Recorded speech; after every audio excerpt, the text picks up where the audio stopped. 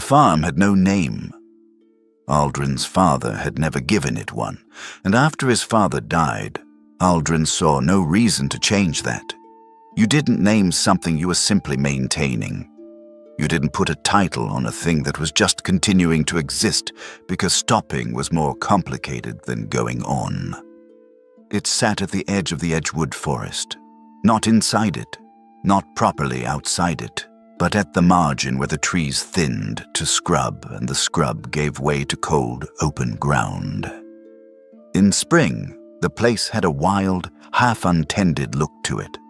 By late autumn, when the last leaves had gone from the oaks and the sky came down low and gray each morning, the farm looked the way Aldrin felt, stripped to what was essential, functional, and no more. He was 31 years old. He had learned over the course of 2 years that you could perform a life quite convincingly without actually living one. The animals needed feeding. The fences needed mending. The wood needed splitting, stacking, covering before the first serious frost came. He did these things. He did them well. He had developed a kind of mechanical excellence in the doing of them, a precision that had nothing to do with caring and everything to do with having nothing else to fill the space. His hands stayed busy. His hands knew what to do, even when the rest of him had gone very quiet and still inside, like water that had frozen surface deep. 2 years ago, his wife Marin had died in the middle of August, in the small hours of a night that had been hot and close and smelling of hay. The child had not come away with her. The midwife had stayed until dawn, and Aldrin had sat outside on the step because there was nowhere else to be, and by the time the light came up gray and thin over the eastern fields, both of them were gone. He had thanked the midwife. He'd gone inside. He had done the morning chores because the animals still needed feeding, and the world had continued in that precise, mechanical fashion ever since. There was a cradle in the corner of the bedroom. He had built it himself the previous winter, out of good ash wood. He had sanded it until the grain was smooth as skin. He had carved a simple border around the headboard. Nothing elaborate, just a repeating pattern of leaves that Marin had asked for, leaves because she liked the way they moved. The cradle stood in the far corner near the window, behind the door when the door was open, which was almost always. He did not look at it directly. He did not remove it. He closed the bedroom door each morning after he rose, and he did not think about why, and on the occasions when he found himself thinking about it anyway, he went and found something with nails in it that needed addressing. The farm worked. He worked. That was enough. He had decided that, and he held to it the way you held to a fence rail in bad weather, not because the fence rail was pleasant to hold, but because the alternative was to let go. The first of the cold came on a Tuesday in late October. He knew it was coming before it arrived. There was a particular quality to the light in the days before the real cold settled. A thinness, a kind of transparency to the air that let you see further than usual and made familiar things look strange and far away. He spent those days splitting wood and stacking it against the east wall of the barn where the overhang would keep it dry, working until the light failed, and then going in and eating whatever was quickest and going to bed. He slept heavily then. He always slept heavily in autumn. The summer's exhaustion hit him all at once when the weather turned, and he went under each night like a stone dropped in still water, and he did not dream, or if he dreamed he did not remember it, which amounted to the same thing. The morning he found her, he woke at his usual hour, just before first light, at the sky outside the window the particular shade of dark blue that precedes gray, and dressed and went out to the barn to start the morning feeding. His breath misted. The ground had a skin of frost on it that crunched faintly under his boots. He pulled the barn door open and went in, and the smell of the animals and the hay came up warm around him, and he took 3 steps toward the feed bins before he saw her. She was lying in the hay to the left of the main stall, half covered by a pile of it that she had drawn over herself in the night. One hand was visible, large, darker skinned than his, the knuckles roughened and scarred. The hand held a knife. Even in sleep, the grip was certain. The knife was old, its handle worn down to bare dark wood, the blade edge bright with recent sharpening. She had come in then and made herself as comfortable as available cover permitted and kept the knife out even sleeping, which told him something about the kind of nights she was used to having. She woke the moment he stopped moving. It happened very fast. One moment she was still, the next she was upright, the hay falling away from her, the knife already positioned in a low guard, her body turned sideways with her weight slightly forward on the front foot. Not threatening. Precisely not threatening. This was the stance of someone who had no interest in initiating anything, who simply refused at a cellular level to be caught without options. She was taller than him by several inches, broad through the shoulders, built with that particular density of muscle that comes not from training for appearance, but from sustained physical work over a long time. Her skin was a deep gray-green in the dimness of the barn.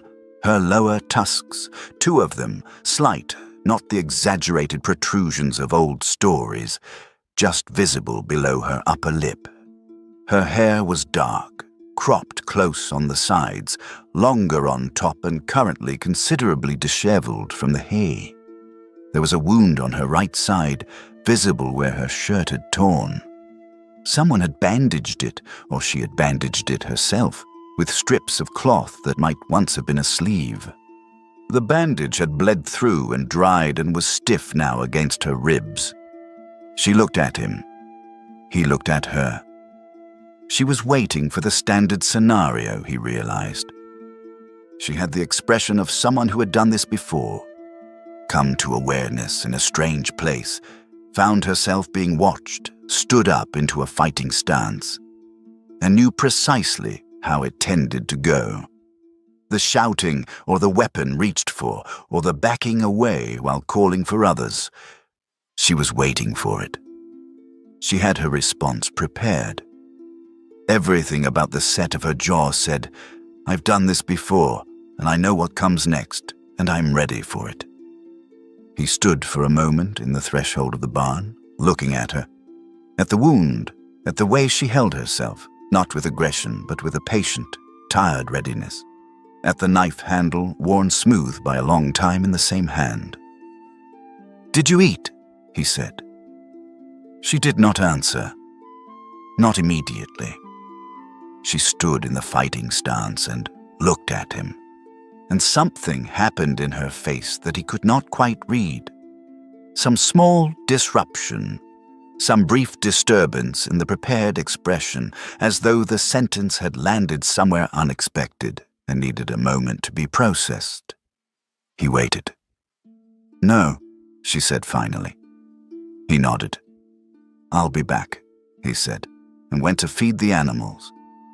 He did the feeding methodically, working around her without looking at her again, tossing hay into the horse's stall, measuring out the grain, filling the water trough from the bucket he'd brought in.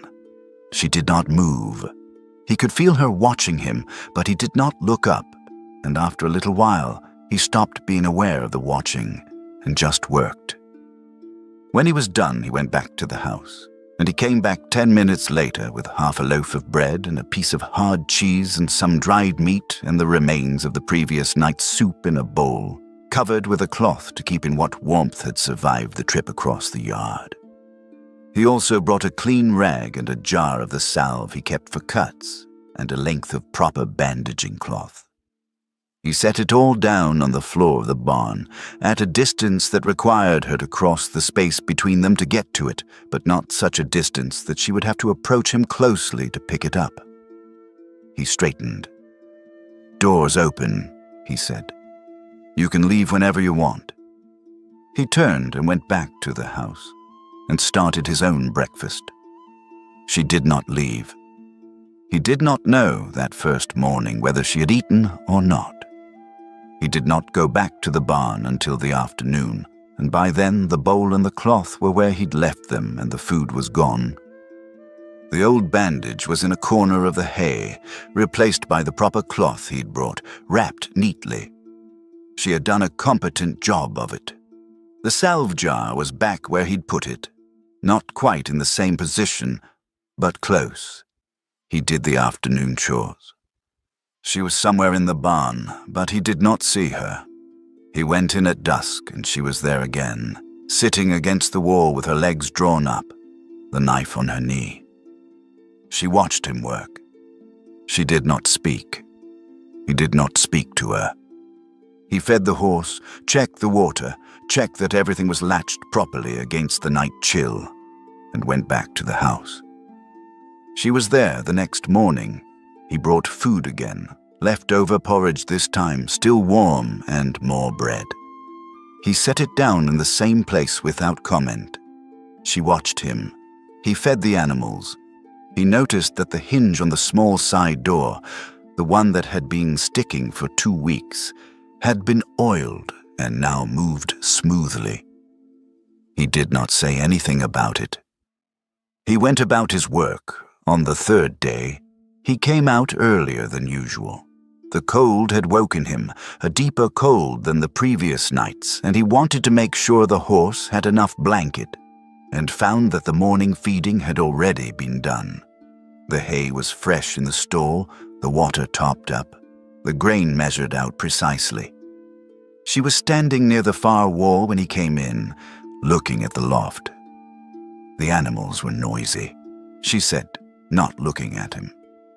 Right, he said, and went to check the horse. He heard, in the silence that followed, the quality of her stillness. She was waiting for something.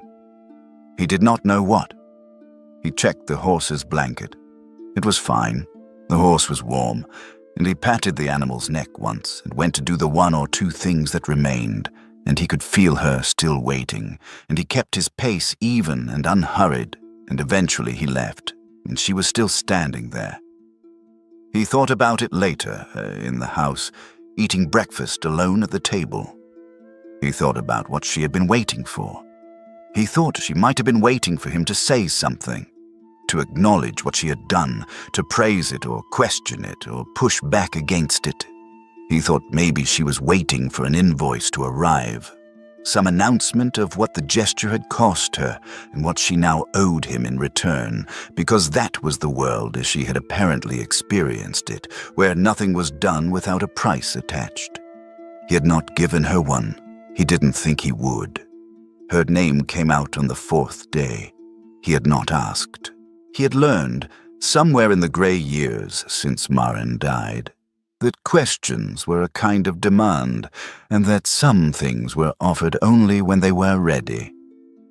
He was hanging new wire along the section of fence nearest the barn when she came out into the yard in full daylight for the first time.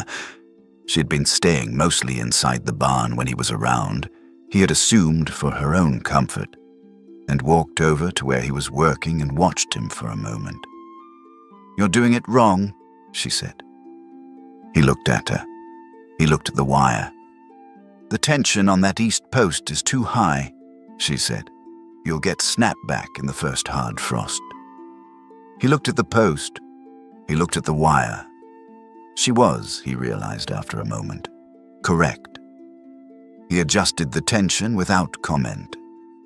She watched him do it, and when he was done, she handed him the next length of wire, which she'd picked up from the ground at some point, and they worked along the fence line together for the better part of an hour, him handling the posts and her managing the wire with hands that had clearly done this kind of work before, and when it was done, she stepped back and looked at the length of it. "Sova," she said. He looked at her. "My name." "Aldrin?"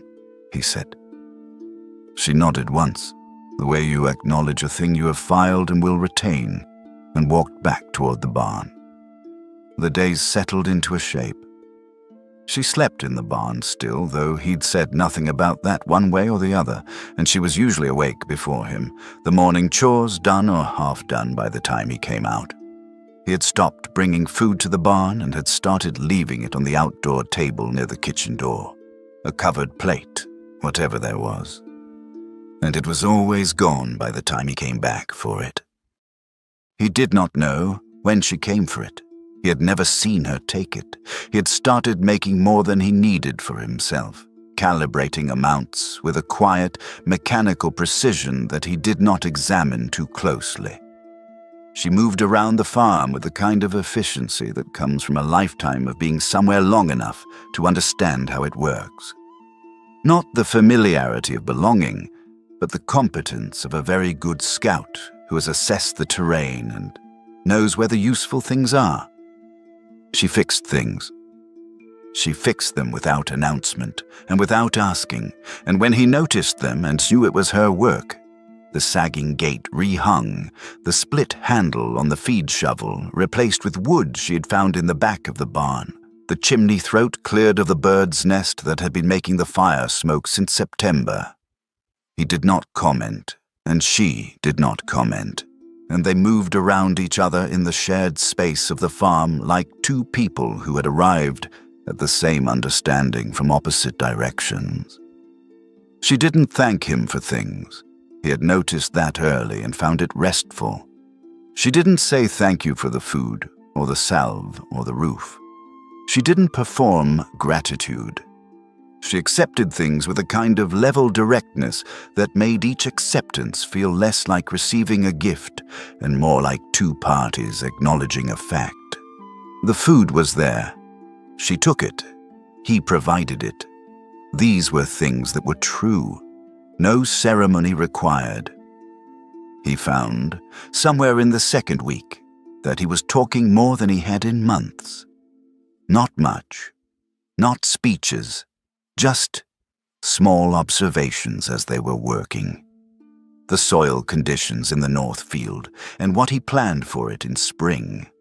The particular difficulty of the east fence in winter, how the posts heaved when the ground froze and thawed, and how he'd tried different methods over the years with varying results.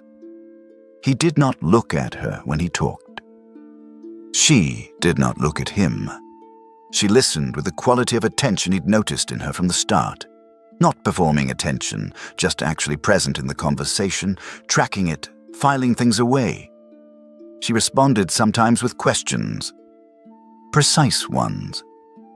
Not small talk, not filler. When she asked something, she wanted the answer. He found that he gave her the answers without thinking very hard about what he was giving away. The knife was always with her.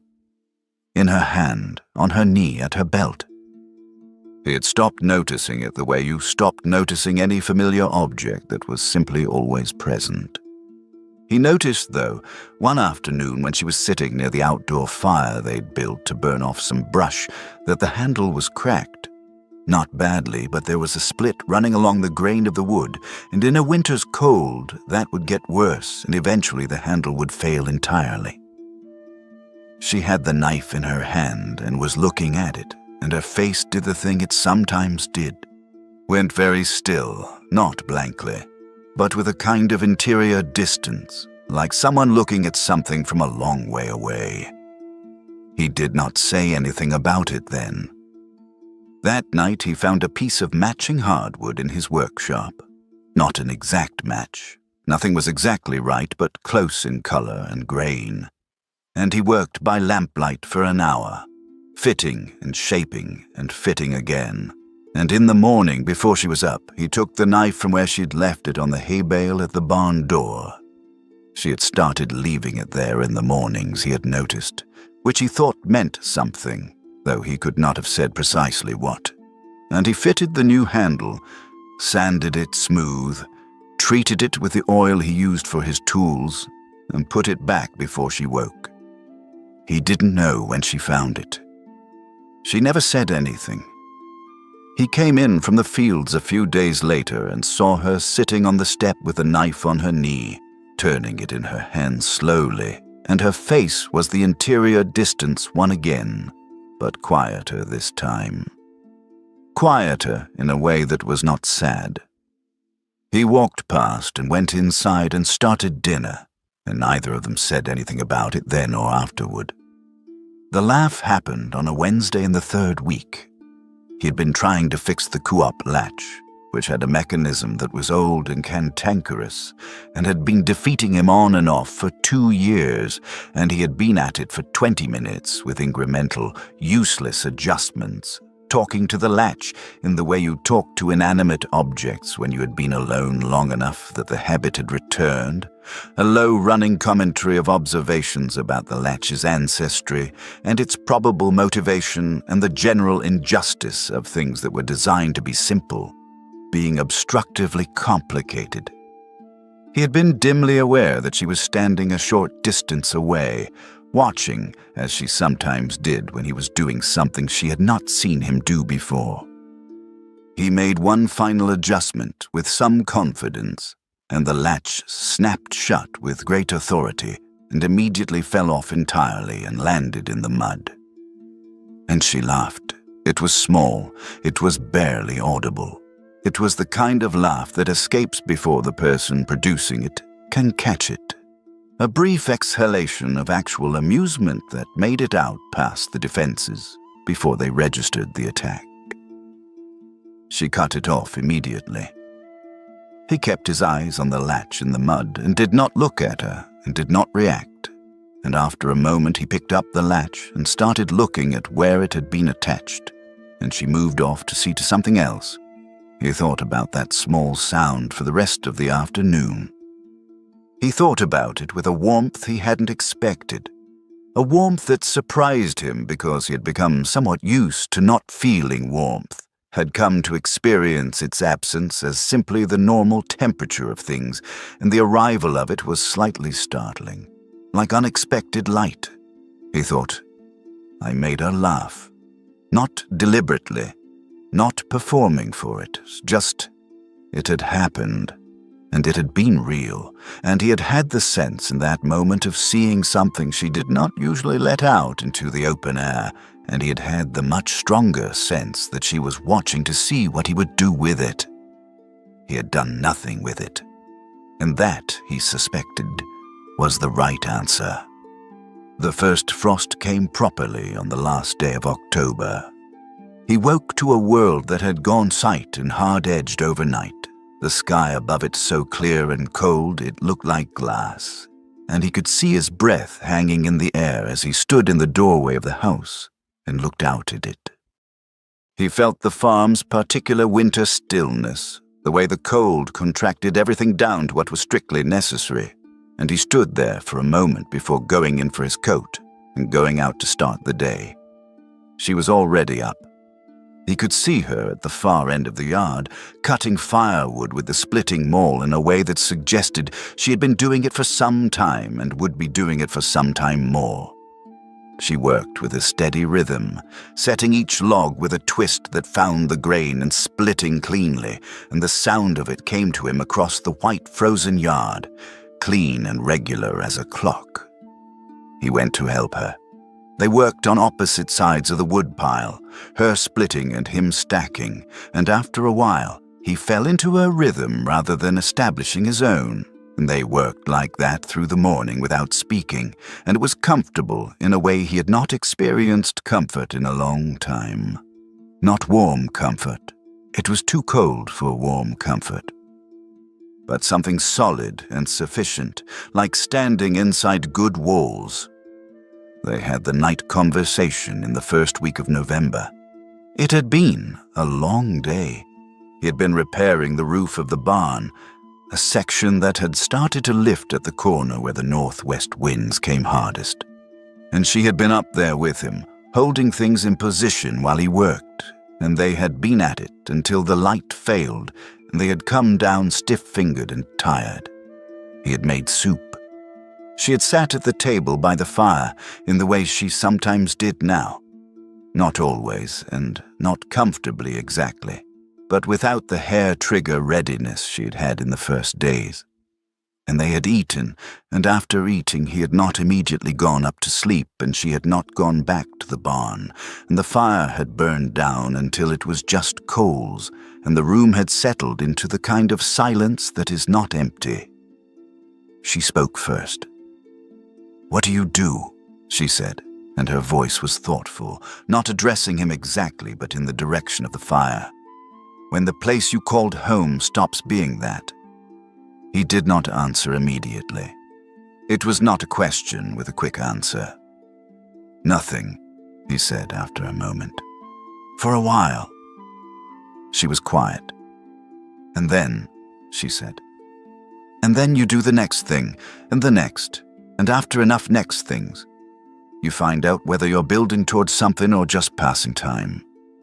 She turned the knife in her hand. She always had it when she was still, he had noticed, the way other people might hold a cup or worry a piece of cloth. "And which is it?" she said. "For you." He looked at the coals. "I'm still finding out," he said. She nodded once, that filing away nod. "Is there a difference," she said, "between leaving and losing?" He thought about this for a while. "Leaving is something you do," he said. "Losing is something that happens to you. But I think, in the end, you can't always feel the difference from inside it." She was quiet again. "I left a place," she said, "but I didn't choose to leave it, so I don't know what to call it." He waited. "The clan I served," she said, not looking at him. "I did work for them that they didn't want on record. Missions, information gathering. I went where they sent me and I found what they needed, and I never asked what it was for. Until I found something they would rather I hadn't found." He didn't ask what it was. He waited. "I didn't betray anyone," she said. "I didn't take the information anywhere, or use it, or tell it to anyone. I simply knew it, and knowing it was enough to make me a problem." "So," she stopped. "They sent hunters." The fire crackled once. "They called me a traitor," she said, "which is a useful word for a person you want gone.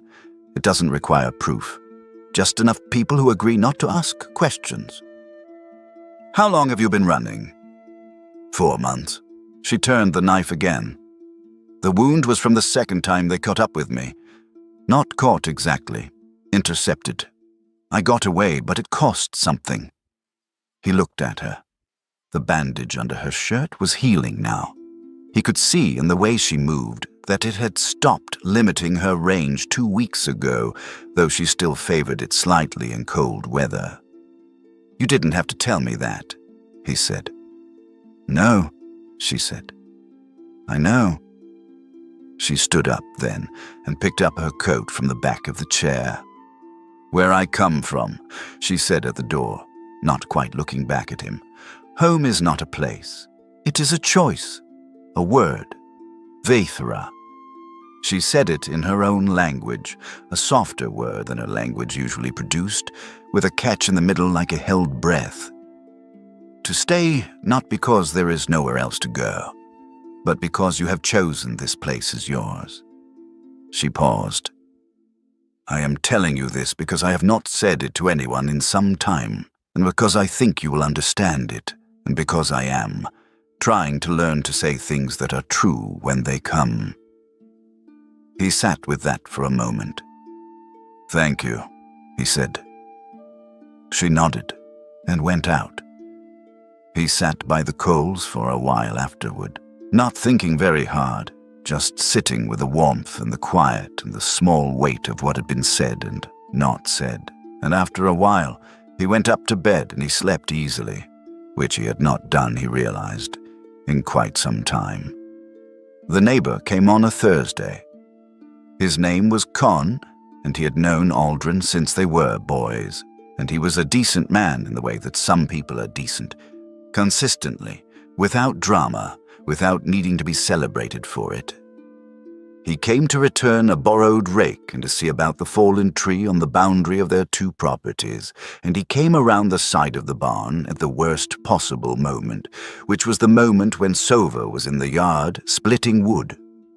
Con stopped. Sova did not stop.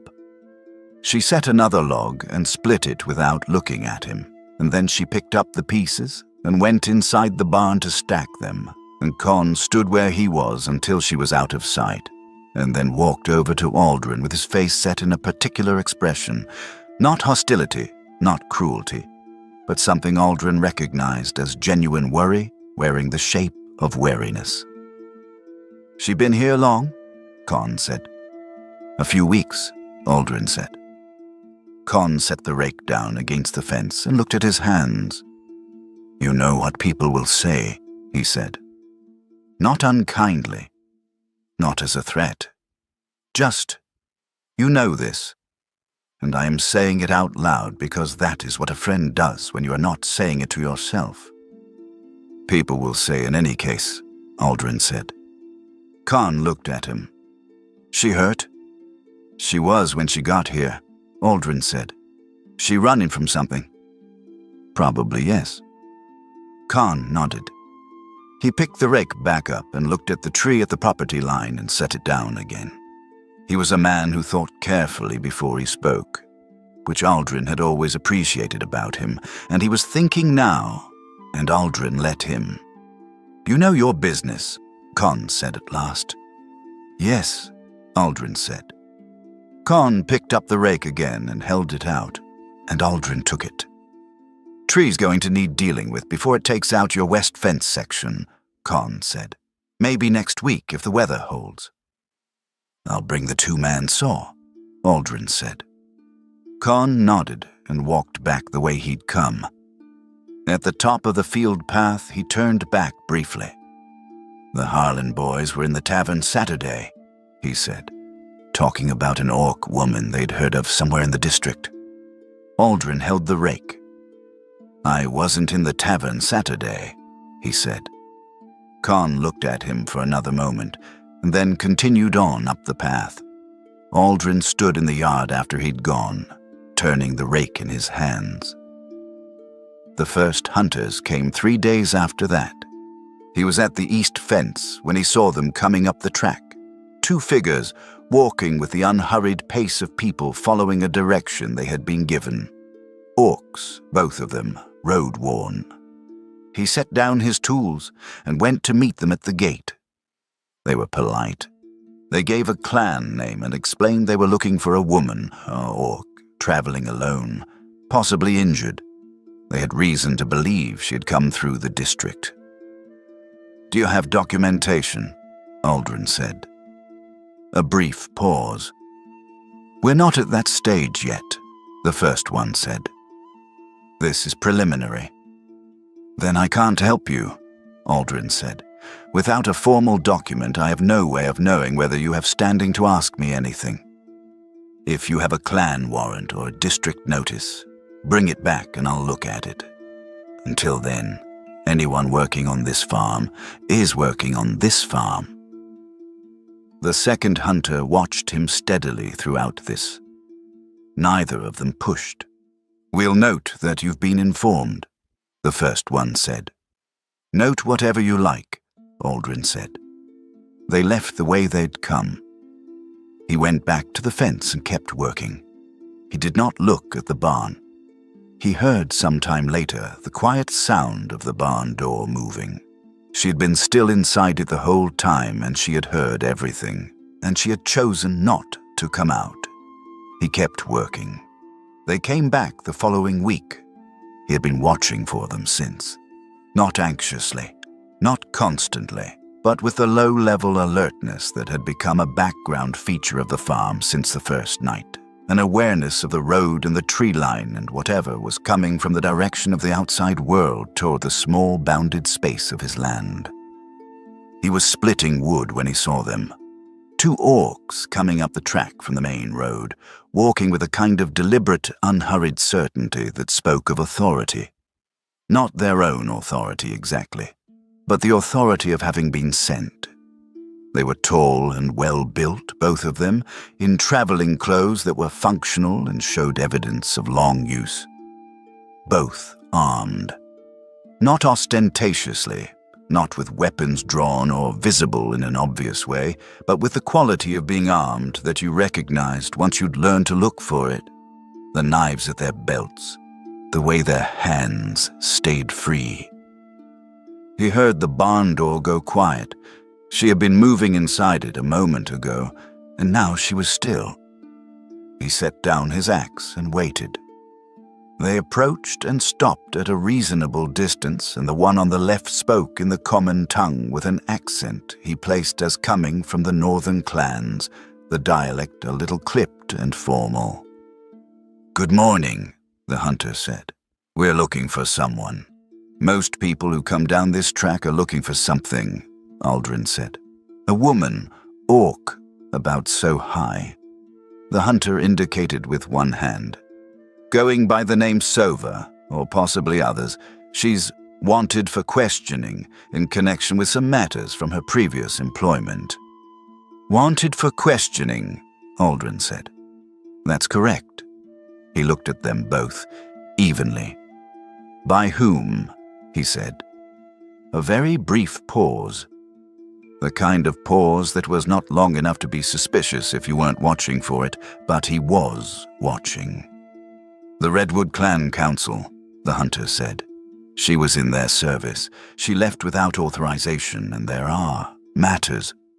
"Did the full council authorize this search?" Aldrin said. Another pause. "The relevant authorities." "I'm asking specifically," Aldrin said pleasantly. Whether it was a full council vote or a decision by a subset of that council, because my understanding of Redwood Clan procedure is that pursuit actions require a majority vote of the full council to be given formal standing. And if this isn't a formally authorized pursuit action, then what you're describing as a private party looking for a private individual, which I believe is a different matter entirely. The hunter looked at him. "You know our procedures," the hunter said. "I know a number of things," Aldrin said. "I've lived near the forest boundary most of my life. I've traded with 2 different clans, and I've had occasion to learn how they operate." The second hunter was watching him with an expression that was harder to read than his companions. Assessing. "If she is on your property," the first hunter said, "you understand there could be complications. For you, if you're found to be harboring a fugitive." "She's not a fugitive," Aldrin said. "You just told me she's wanted for questioning."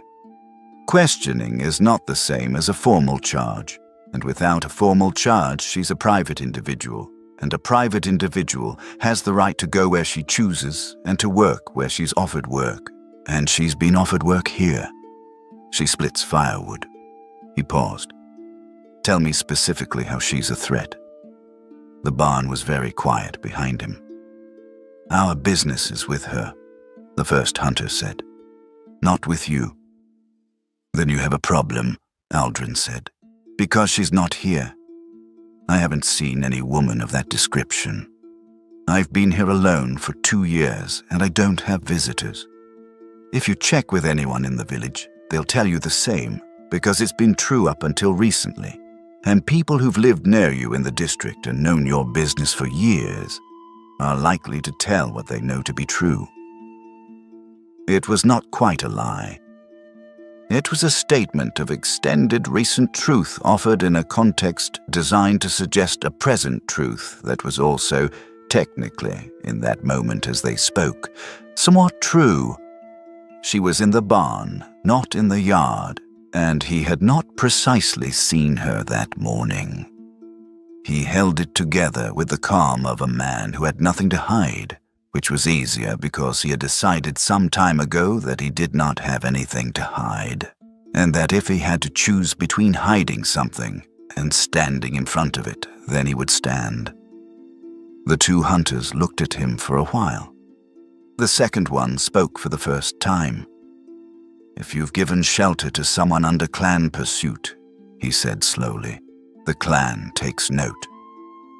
"The clan is welcome to take note," Aldrin said.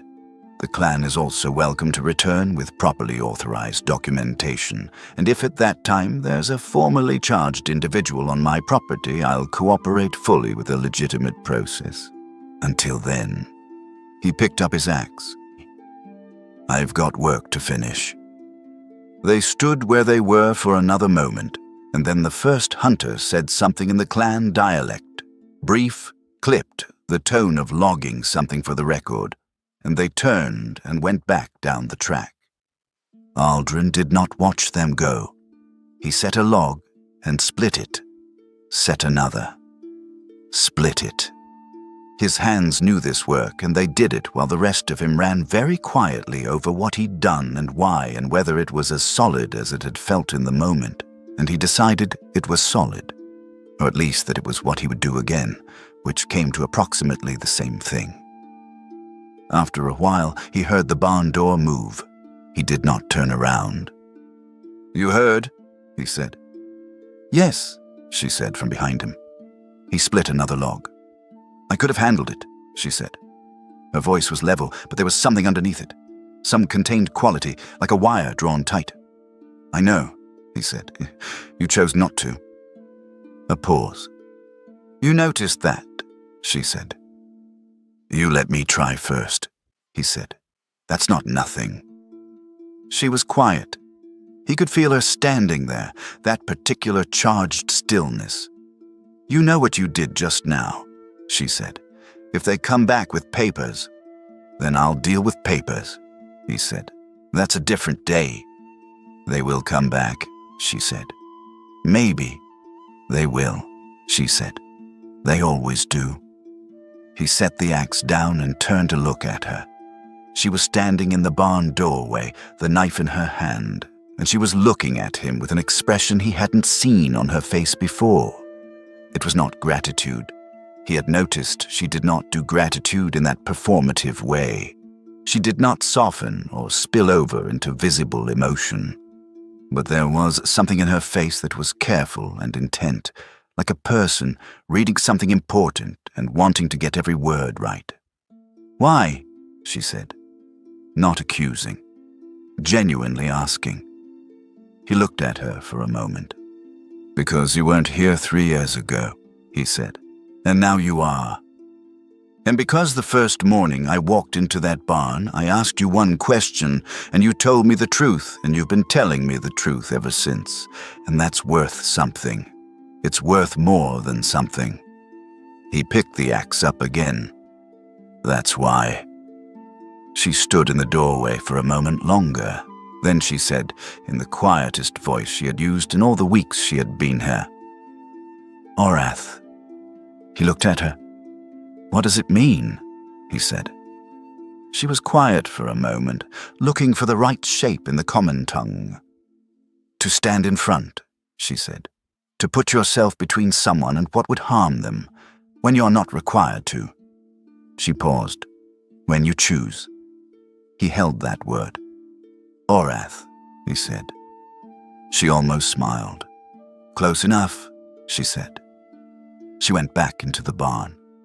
He stood in the yard for a moment with the axe in his hands, and the cold air moved around him, and somewhere in the edgewood a bird called once and went quiet, and he felt something, not happiness exactly.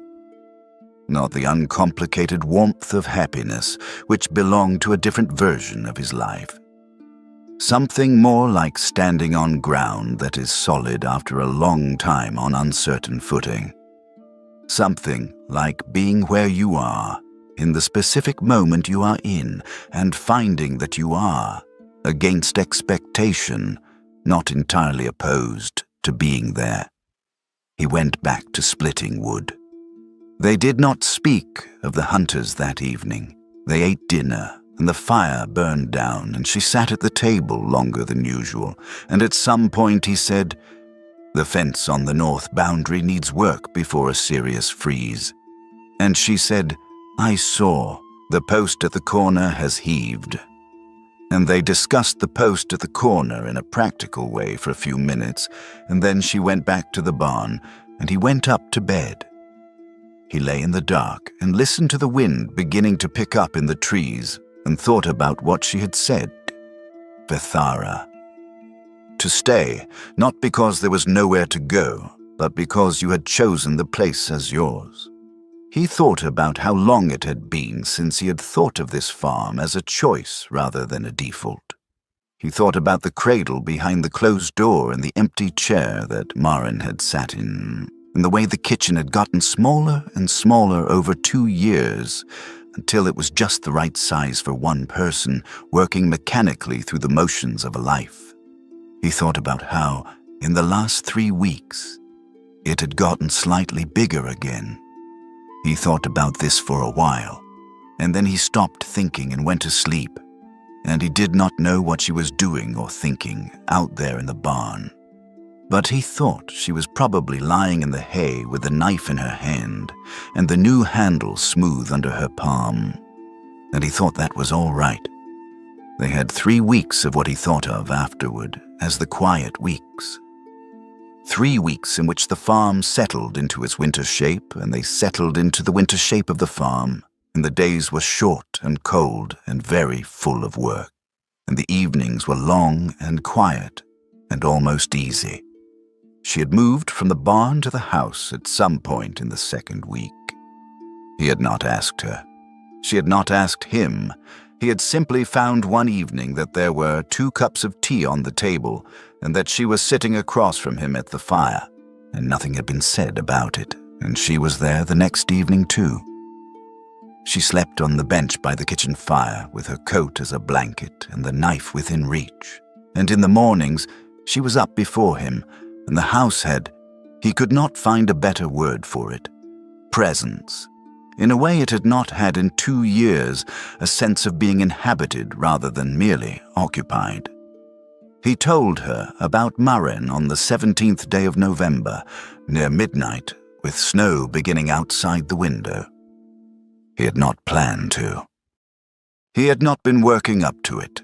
He had been trying to find words for the difficulty of the north boundary, and had been unable to, and in the process of trying, he had said something about how the field had looked the summer Marin died, how it had been the best summer he could remember, hot and dry and good for the grain, and once that was out, the rest had come, slowly, without ceremony.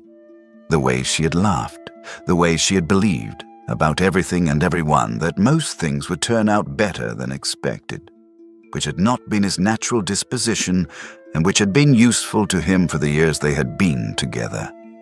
The way she had asked him to carve leaves on the cradle headboard. Sova listened. She did not make it easier or harder.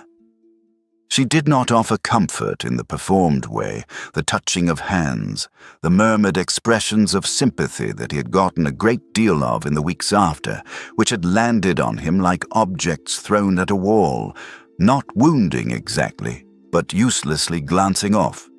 She listened and was present and said at the end, after a quiet, "The things that go first are the sounds, their voice, the particular way they breathed." A pause. "I had a close friend. In the clan. Before." Another pause. "He died on a mission. He was 24. What I miss is not the large things.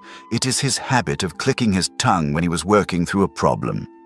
I would give a great deal to hear that." He was quiet. "Yes," he said. "You don't stop missing," she said. "I've been told you do." "I don't believe it." "You learn to carry it differently," he said. She turned the knife in her hands. "Maybe," she said. The snow outside the window was getting heavier now. "Vithara," he said, trying the word again, feeling the shape of it. She looked at him. "You said home is a choice," he said. "Not a place." "Yes," she said. "Then losing a home," he said, "is losing a choice, not a location." She held his gaze. "Yes," she said, very quietly. He looked at the fire. "I think," he said slowly, "that I lost the choice. When she died, I stopped choosing this place. I just stayed because there was nowhere else to be and because stopping was harder than going on." He paused. "That's not Vithara, by your definition." "No," she agreed. But I think, he said, it might be becoming something else. She said nothing. But she did not look away. And in the silence between them there was something that was not quite acknowledgement and not quite agreement, but something closer to both than he had come in a long time. She left on the last day of November. They came back, the hunters. They came back in the morning with 2 more men and a piece of paper that had official-looking marks on it. And the paper named her and named the clan, and gave her the status of a formally charged fugitive under clan law. And clan law had a long reach and complicated entanglements with the district authorities, and the paper was, he had to admit when he looked at it, technically legitimate. The hunt was legitimate. The charge, treason, the word he had feared since she told him her story, was on the paper in precise, careful letters. He stood in the doorway of the house and looked at the paper and thought about the full council authorization he had asked about before, and the hunter told him with patient precision that the vote had taken place 8 days ago and the authorization was in order, and Aldrin thought about the time he had bought and whether he had bought enough, and decided he had bought what there was to buy. He went to the barn. She was there, which meant she had heard them arrive and had made no move to go, which meant she intended to handle it herself, and when he came in, she turned to look at him with an expression that was entirely level and entirely braced. "I know," she said. "You heard," he said. "Yes." He stood for a moment. "They have a legitimate paper," he said. "I know. If you stay, I know what happens if I stay," she said. "I know what happens to you if you try to keep me here against a legal order." He thought about what he wanted to say and could not find the right shape for it. "I'm not asking you to stay against the paper," he said finally. "I'm asking you. I want you to know that I'm not asking you to go." She looked at him for a long time. "Those are different things," she said. "Yes," he said. "They are." She picked up her knife and her coat and a small pack. She stood with them. "I have to deal with this," she said. "The charge. I have to go deal with it where it lives, which is not here. I cannot fight a legal paper from a barn in someone else's field." "I know," he said. "If I run from it, they can chase me forever." She put the pack on. "I need to stop running." He looked at her. "How long?" he said. She shook her head slightly. "I don't know. Weeks. Maybe longer." She looked around the barn in a brief, efficient way, the way you look at a place you're leaving and want to be able to reconstruct later. "The south fence will need work before January. The way the ground freezes on that slope, the posts will move." "I know," he said. "The horse favors the left foreleg in very cold weather. You'll need to watch that." "I'll watch it." She stood in the barn door. "Aldrin," she said. He waited. But she didn't finish whatever she'd been about to say.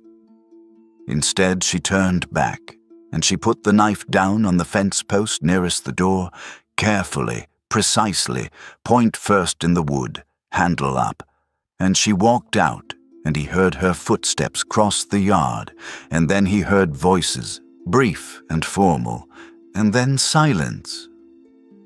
He stood in the barn for a long time. Then he went and did the morning chores. He found the knife the next morning. He had known it was there, of course. He had watched her put it there, and still the sight of it in the early light stopped him in the doorway for a moment. The old handle, the blade edge bright against the wood of the post. The new handle he had fitted. He stood looking at it for a moment, and then he went on and fed the animals. He worked all day. It was a hard day, cold and with a wind off the north that cut through everything, and the south fence line that she had mentioned that was worse than he'd expected. 2 of the posts already heaving out of alignment. and he worked at it from mid-morning to the light failing, alone, his hands numb in his gloves, and when it was done he went back to the house and ate without tasting what he was eating and sat by the fire for a while. The house had gone small again. Not as small as before, but noticeably smaller. The absence of another person in a space that had briefly held two was different from the absence of a person who had never been there, and he was finding that out in real time, sitting in his chair by the fire, with his tea going cold in his hands. He thought about the charge, he thought about clan law, and the reach of it, and the distance between treason as a political accusation and treason as a fact. He thought about what she had said. I didn't betray anyone. I simply knew too much. He thought about the quality of her honesty, which he had been measuring for 2 months now, not systematically but with the accumulated evidence of days, and he thought, I believe her. He thought about her going back to deal with it where it lived. He thought about the knife in the post. He went upstairs and stood in the doorway of the bedroom and looked at the cradle in the corner. He looked at it for a while, in the way he hadn't let himself in 2 years, really looked at it, at the ash wood and the carved leaf border. He looked at it and he felt the weight of it, and he let himself feel the weight of it, which was different from closing the door, and after a while he went back downstairs. In the morning he saddled the horse. He came back in the early evening of the second day, and she was with him. She was on foot, and he was on horseback, and she was walking with the contained, efficient stride of a person who had been walking a long time. And when they came up the track to the farm, he saw the light was on in the kitchen, and he had not left a light on, and then he saw Con standing by the road. Con looked at them both. He looked at Sova with a long, careful look, and she looked back at him with the level patience of someone who had been looked at in many ways, and this particular one didn't alarm her. Then Con looked at Aldrin. Fence on the south field got knocked down, Con said. Wind, probably. The corner post. He paused. If you get around to it. Aldrin looked at him. I'll get around to it, he said. Con nodded once, turned, and walked away up the road. Sova watched him go. He knew, she said. He knew, Aldrin said. She was quiet for a moment. Things are not resolved, she said.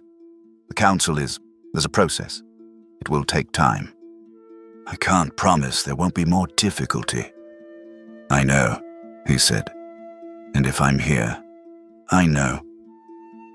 She looked at the farm, the house with a light on in the kitchen, the barn, the fence lines, the edge of the edgewood behind it all, dark and enormous and indifferent.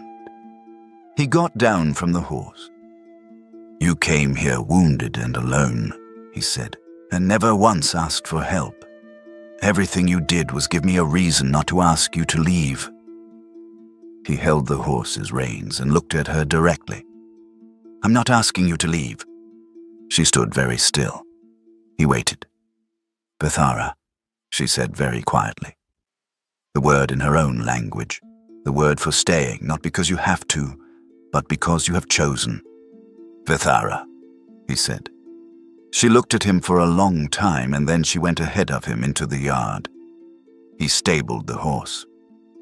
When he came into the kitchen, she was at the stove.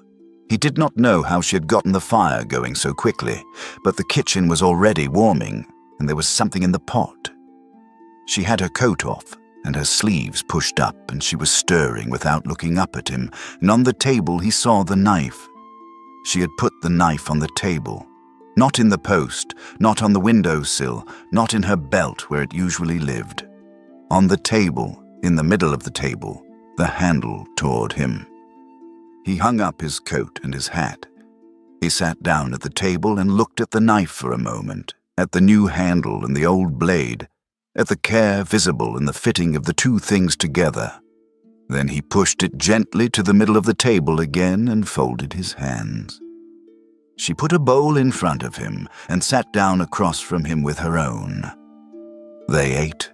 It was quiet in the kitchen. The fire made its sounds. The pot made its sounds. The wind outside moved through the leafless trees at the edge of the wood. He could see the snow beginning to fall outside the window, just the first light flakes catching the kitchen light, and the fields were going white again, and the farm sat in the darkness at the edge of the forest, and held them both, and the 2 cups on the table held their warmth, and nothing had been resolved, and everything would require work, and the world outside was still what it was, and inside the kitchen it was enough. In the morning, she came down while it was still dark, and he had already made the tea. 2 cups, one of them in front of her chair before she sat down. The bedroom door stood open at the top of the stairs. She sat down. He sat down. She picked up her cup. He picked up his. "I brought the knife back," she said. He looked at her. "I saw," he said. She held her cup. "That's all," she said. He looked at his cup, and then at her, and then at the window where the snow had been falling all night and was still falling, covering the fields, covering the fence lines, covering the ground she had walked across for the first time on an early cold morning with a wound in her side and a knife in her hand. The farm at the edge of the world, the place that was nobody's home and was becoming, one quiet day at a time, something else entirely. "I know," he said, and the snow kept falling, and the fire kept burning, and outside the barn was warm, and the horse was fed, and the fence on the north boundary had been repaired, and the south fence would need work, and there was wood enough stacked for the winter if nothing went badly wrong. And neither of them said anything more, and the kitchen held them both in its warmth, and the morning came on slowly outside the window, grey and white and very still, and that was enough. That was enough. That's the end of the story, and I'm grateful you're still here. If this one gave you something, drop it in the comments. I want to know which moment hit you. And if you want more stories like this, subscribe and leave a like. It helps more than you think.